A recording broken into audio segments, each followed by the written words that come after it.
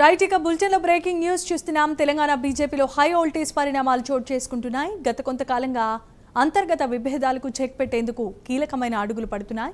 BJP MP Laxman నివాసంలో party కీలక నేతలైన బండి సంజయ్, ఈటెల రాజేందర్, అభయ్ పాటిల్ సమావేశమయ్యారు.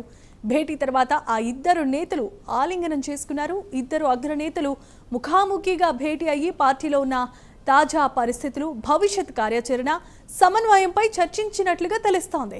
బండి సంజయ్ వర్గం, ఈటెల రాజేందర్ వర్గాల మధ్య నెలకొన్న దూరం పార్టీకి నష్టాన్ని కలిగిస్తోందనే భావన మేరకు అధిష్టానం రంగంలోనికి దిగినట్లుగా సమాచారం.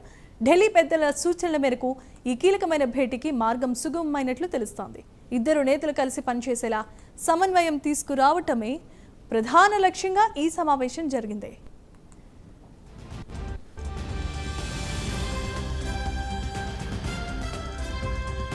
ఇక బీజేపీని తెలంగాణలో అధికారంలోనికి తీసుకొచ్చేందుకు పూర్తి స్థాయిలో కృషి చేస్తామన్నారు BJP MP doctor K Laxman. ఎప్పుడు ఎన్నికలు జరిగినా రాష్ట్రంలో బీజేపీయే విజయం సాధిస్తుందని ధీమా వ్యక్తం చేశారు. కాంగ్రెస్ ప్రభుత్వంపై ప్రజల్లో వ్యతిరేకత పెరిగిపోతోందని లక్ష్మణ్ అన్నారు.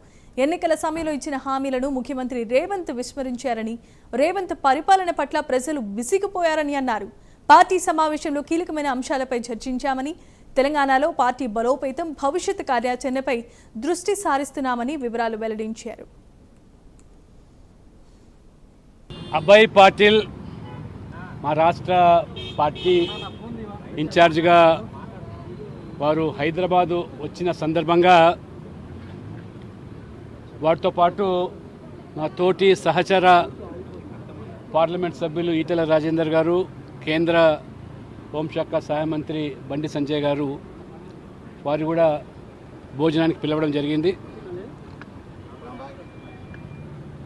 ఒక సుహృద్రమైనటువంటి వాతావరణంలో ఈ రాష్ట్రంలో